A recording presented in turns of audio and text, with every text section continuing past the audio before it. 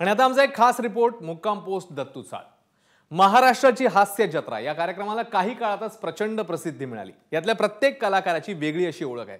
दत्तू मोरे हा चेहरा देखील हास्य जत्रेमधून घराघरात पोहोचला। स्किट करताना सोबत कितीही अनुभवी आणि दिग्गज कलाकार असो तो त्याची वेगळी छाप हमखास दाखवतो। अशा या वन अँड ओनली दत्तू मोरेच्या आयुष्यात एक महत्त्वपूर्ण प्रसंग घडलाय। काय आहे तो प्रसंग बघूया राखी पाटोळेच्या या खास रिपोर्टमधून।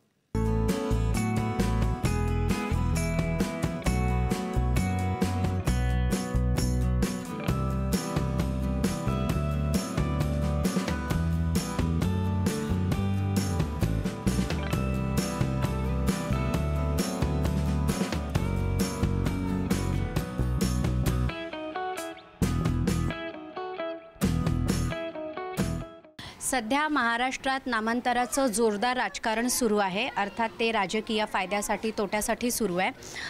पण ठाण्यातल्या रामनगरमध्ये एक असं नामांतर झालंय ज्याच्यामध्ये कुठलाही स्वार्थ नाहीये। आहे ते फक्त आपल्या माणसावरचं शुद्ध प्रेम। ठाण्यातल्या वागळे स्टेटमध्ये हा बोर्ड जो तुम्ही बघताय दत्तू मोरे चाळ आणि ज्याच्या नावावरनं या चाळीला नाव दिलं गेलं आहे, या चाळीचं जे नामकरण झालं आहे तो कलाकार महाराष्ट्राची हास्य जत्रा या कार्यक्रमातला विनोदी कलाकार दत्तू मोरे आपल्यासोबत आहे। दत्तू खूप खूप स्वागत तुझं आणि सगळ्यात आधी अभिनंदन। तर सगळ्यात आधी मला हे सांग की आता या सगळ्यांचे पार्सल्स असतील, यांच्या अनेक गोष्टी जेव्हा ते ऑर्डर करतील तर त्या तुझ्या नावाच्या ॲड्रेसवरती येणार आहेत, तर ही भावना काय आहे?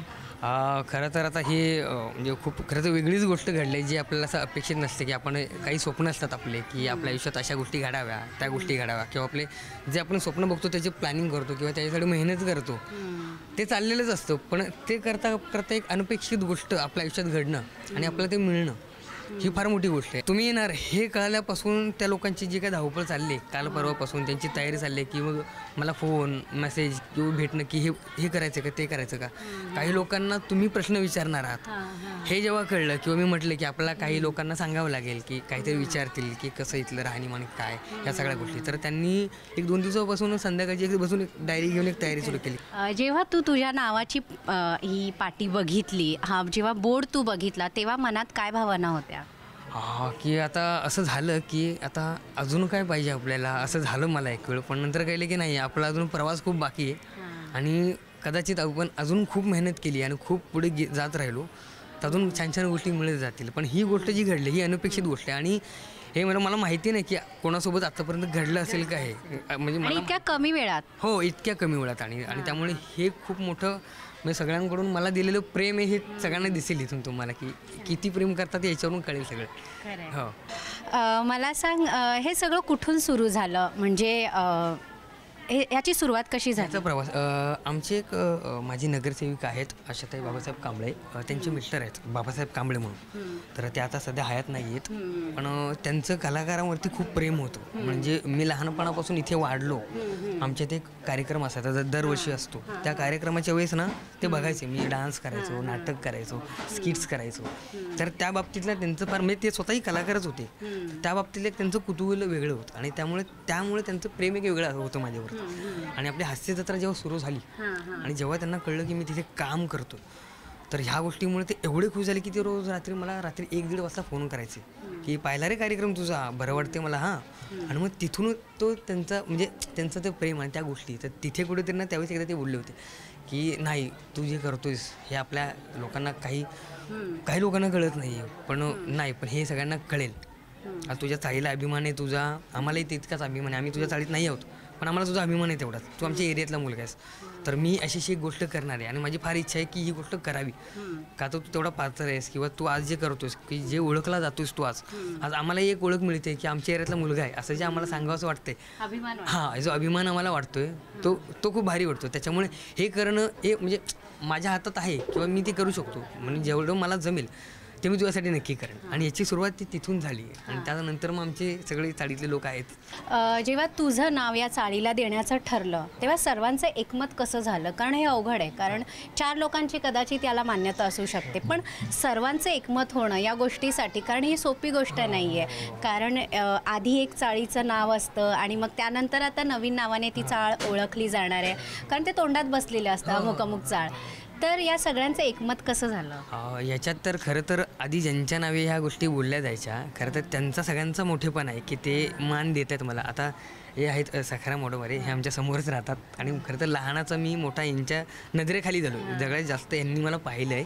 आणि आधी ह्यांच्या नावे म्हणजे वडमारे ह्या आडनावे त्यांची एक ओळख होती इथे चाळीत. आणि एक गुलजार सरोज म्हणून आहेत, ते आता ह्या येतीत नाही आहेत, पण ते आहेत, त्यांच्या नावे ओळखले जायचे. असे 2-4 नावे ओळखली जायचे आपली चाळ. आणि यांचं हे मोठेपण म्हणायला लागेल की ह्यावर हे काही बोलले नाहीत किंवा यांना बोलले, यांचं माझ्यावरती माझ्या आईबाबांना एवढंच प्रेम आहे जास्त. एवढं म्हणजे लहानपणापासून समोरासमोर आम्ही राहतो तर फार काळजी घेतली. काय वाटतंय तुम्हाला आता काका? असं वाटतं की मी पहिलाच कार्यकर्ता होतो इथं.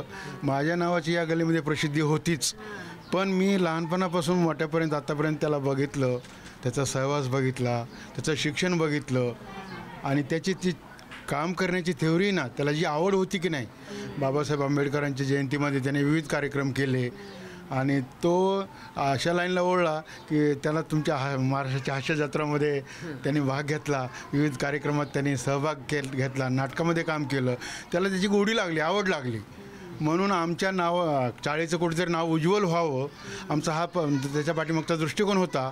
मग आम्ही एक संमती दिली मी, कारण इथं सगळेच लोक आमचे चांगले आहेत आणि एक दुसऱ्याला सुसंवाद करणारी लोक आहेत आणि कोणती गोष्ट जर प्रपोजल ठेवला तर ते नाही म्हणणारे नाही आहेत. म्हणून आम्ही जे आहे की दत्तूचं नाव द्यायला संमती दिलेली आहे. आई वडिलांची काय प्रतिक्रिया आहे ते जाणून घेणं फार महत्त्वाचं आहे. आपण दत्तूच्या घरात जाऊयात आता. तर दत्तू मोरे चाळीतच आलो आहे आपण आणि दत्तूच्याच घरात आलो आहे. तर मला सांगा, म्हणजे खूपच अभिमानाचा क्षण आहे आता तुमच्यासाठी. आत्ता या क्षणी काय सांगाल? काय नाही, आनंद आहे आम्हासनी पण. आता एवढ्या वर्ष झाले ह्या गल्लीला नावच नव्हतं, म्हणजे असं काय ही याची गल्ली त्याची गल्ली अशीच ओळखत होती, पण आता आपलं नाव दिलं त्याचा आनंद आहे आम्हाला. मुलांना आमच्या प्रगती केल्याबद्दल आम्हाला आनंद आहे. बाकी आम्हाला समाधान वाटतं. लहानाचं मोठं BMCमध्ये शिक्षण शिकून ही प्रगती केली त्यानं, तेवढाच आम्हाला अभिमान आहे. आम्हाला फार मोठा अभिमान वाटतो त्याचा. नाही बोलता येणार. आम्ही 5 भावांमध्ये त्यांनी नाव कमी दिलं, त्याचा अभिमान मोठा आहे. दत्तू, इतकं सगळं प्रेम मिळाल्यानंतर तुझं काम एकीकडे सुरू आहे आणि आता बऱ्याच गोष्टी आणि चांगलं काम होतं आहे, खूप कौतुक होतं आहे, पुढे यश मिळत राहील. फ्लॅट संस्कृती कधी खुणावते का? अरे बापरे, हां, तसं सगळ्यांचं स्वप्न असतंच की एक आपलं घर तसं असावं. पण आता जबाबदारी खरं तर फार वाढले, तर त्या बाबतीत आता खूप विचार करावा लागणार आहे किंवा ते एक जबाबदारीचं वाढले फार. खरं तर काही सांगता नाहीत की मग तसा एक विचार असतोच. एक बॅक ऑफ द माइंड आपलं चालतं की आपण लग्न केलं की एक फ्युचर्स प्लॅन करतो, मुलं बाळ ते सगळेच त्या प्लॅनिंगनुसार एक त्या पद्धतीचा विचार करणं गरजेचं आहे. पण आज याला सगळ्याच लोकांनी एवढी जबाबदारी टाकली रॉकर माझ्यावर की आता काय करायचं असं झालं की आता. आणि मग ह्या गोष्टीबद्दल मला खरं तर आताला काही सुचत नाही किंवा काय उत्तर द्यावं हे माहिती नाही मला. पण सध्या ब्लँक आहे त्या बाबतीत की काय ऑप्शन्स नाही मिळाले मला अजून तरी की काय करावं. पण इथे जरी समजा चुकून जरी इथून जाणार किंवा तशी वेळ आली तरी पण हे आपलं घरी असंच राहणार. कारण की म्हणजे बाबांना पण मध्ये एकदा मी म्हटलं होतं, म्हणजे आमचा असं प्लॅन चालला होता, तर आई बाबासुद्धा हे घर सोडायला तयार नाहीत की त्यांचं म्हणणं की नाही हे आम्ही घेतलेलं घर आहे, हे आमची आठवणी, तुला नाही कळलं तर राहू दे, असू दे. म्हटलं ठीक आहे, चालेल, हरकत नाही. त्यामुळे तसंही काही घडलं भविष्यात तरी पण हे घर हे आपलं इथे असणार. कारण की ते एक आठवण म्हणून जरी महिनाभर खूप काम केलं किंवा कुठल्या बिल्डिंगमध्ये जरी आपण राहिलो तर पण एक दिवस आपल्या चाळीत जाऊन येऊया का असं एक होणारच. ते आम्हाला खूप आनंद वाटतो, कारण आमचं नातं म्हणजे मुलाबालासारखं आहे. त्यांच्या घरापासून ते सगळ्यापासून गळीचे सगळे चालीमध्ये लोक सगळे एकत्र राहतात, मिळून जुळून राहतात. हा दत्तू जो कलाकार आहे हा एकदम प्रतिकूल परिस्थितीतून आणि चांगल्या मेहनतीने हा आज प्रेझेंट झाला आहे सगळ्यांपुढे. ही खूप खूप खूप अभिमानाची गोष्ट आहे. चांगलं आहे, बरोबरी गोष्ट आहे ना, चांगली गोष्ट आहे. ते बघून आमचे पोरं पण करायला शिकतील है ना. आम्हाला पण खूप आनंद झाला आहे. आमच्या गल्लीचं नाव उज्ज्वल केलं, लहानाचं मोठं झालं एवढा. तुम्ही सगळे खुश आहात? सगळे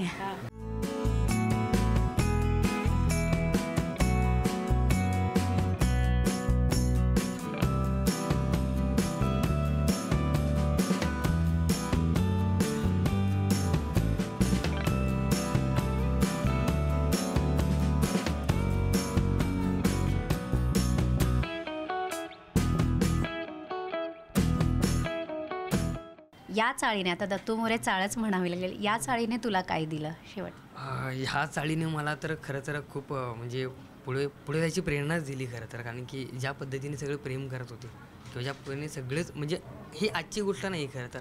म्हणजे आधी मी चाळीत जेव्हा नॉर्मल होतो, जेव्हा नाटक वगैरे करायचो, तरी आईबाबांनाही बरेच म्हणजे आजूबाजूचे जे लोक आहेत ना, आईबाबांचं म्हणणं असायचं की नाही, आता आपली परिस्थिती आहे तर तुला कामाला द्यायला पाहिजे, तू पगार नाही कमवणार, तू एवढा शिकलायस, मग तू हे केलं, तू एवढा पगार येईल तुला, तेवढा पगार येईल तुला, तू केलं पाहिजेस, म्हणजे बहिणींची लग्न आहेत, हे कसं करणार, हे वगैरे सगळं होतं त्यांचं. त्यासाठी चाळीतले काही लोक आहेत बरेच, ज्यांना माहिती आहे की हा हे करतो, ह्याच्यात काहीतरी आहे, तर ते लोकही बरेच त्यांना समजवायचे की नाही नाही थांबा, तो काहीतरी करेल, काहीतरी होईल. आणि बरं, हे करता करता माझा एक छोटासा इन्कम सोर्स चालू असायचा की मी एक कॉलेजपासून आता कॉलेजनंतरचं शिक्षण वगैरे ते मला करायला लागलं थोडंसं खर्च वगैरे करून. तर त्या टाईमला मी त्यावेळेला पार्ट टाईम जॉबला जायचो. म्हणजे मी 9 ते 10 वर्ष मी पार्ट टाईम जॉब केले. फक्त यांना कधी सांगितलं नव्हतं की मी पार्ट टाईम जॉबला जायचो. मग मी सकाळी 5:30ला उठायचो, तिथून त्या जॉबला जायचो, तिथून मग सकाळी जवळच कॉलेज होतं तिथे, KBB कॉलेज म्हणून कॉलेज आहे, तिथे कॉलेजला जायचो आणि नंतर पुन्हा दुपारी जर जावं लागलं तर मग जायचो. असं का 9 ते 10 वर्ष मी गपचूप असं पार्ट टाईम जॉब करायचो आणि जे पैसे यायचे ते नाटकातून मिळाले म्हणून त्यांना देऊन टाकायचो. कारण की मग नाटक करायला नाही मिळायचं आपल्याला. हां, मग ते तुला जे हवं आहे ते तू करून दाखवलंस. या चाळीमध्ये अनेक लोकांनी तुला मदत केली आहे तुझ्या संघर्षाच्या काळात, तर त्याच्याबद्दल सांग. हां, ह्याच्यात एक व्यक्ती आहे, महादेव सूर्यवंशी म्हणून माझा मित्र आहे आला आहे तो. तर माझ्या या काळात म्हणजे प्रत्येकाचं एक स्ट्रगल पिरियड असतो किंवा अजूनही स्ट्रगलच करतो मी, तसं नाही. पण जेव्हा काहीच नसतं, म्हणजे नाटक करताना आपल्याला काहीच पैसे नसतात, म्हणजे जवळजवळ जायला फक्त एक 13 रुपये असायचे, 13 रुपये तिकीट होतं बसतं. एका वेळेचे पैसे द्यायचे, एक वेळ चालत द्यायचं किंवा सकाळी जाताना चालत जायचं, येताना मग बस न्यायचं, असं वगैरे ते असायचं. तर त्या काळात ती एक पैशांची थोडीशी फार तंत्रण भासायची की पैसे नाहीच राहायचे आपल्याकडे. तर ह्या बाबतीत तो एक माझा मित्र आहे आणि आम्ही खरं तर बालवाडीपासून एकत्र आहोत आणि जवळजवळ अख्ख्या रामनगरला आमची मैत्री माहिती आहे. म्हणजे आम्ही खूप कनेक्टेड आहोत, आम्ही अगदी सोबत असायचो, बसायचो, उठायचो.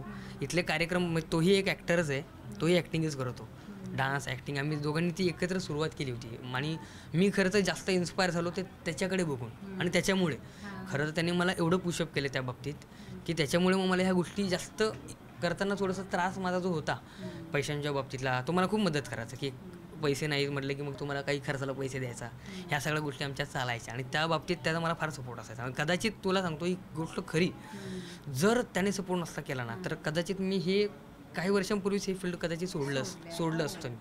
कारण की त्या जर काही एक वेळ येते प्रत्येकावरती की त्यानंतर नाही कळत आणि डोळ्यात पाणी येतं आणि आपण काय करावं हे कळत नाही आणि सोडू का असं होतं. तर त्यावेळेला त्याने फार मला धीर दिला की नाही, चालू ठेव, बघू आपण, होईल. आणि ते खूप सारे होप्स मला तो देत राहिला त्या बाबतीत, त्यामुळे त्याचे खूप खूप आभार मानेन. हो, खरं तर कुठलाही कलाकार प्रेमाला भुकेला असतो जास्त, आणि फार कमी असे कलाकार आहे ज्यांच्या वाट्याला असं प्रेम मिळतं आणि त्या भाग्यवानांपैकी तू एक आहेस. असंच प्रेम तुला मिळत राहो आणि पुढच्या वाटचालीसाठी खूप खूप शुभेच्छा. धन्यवाद, थँक्यू. ABP माझा, उघडा डोळे बघा नीट.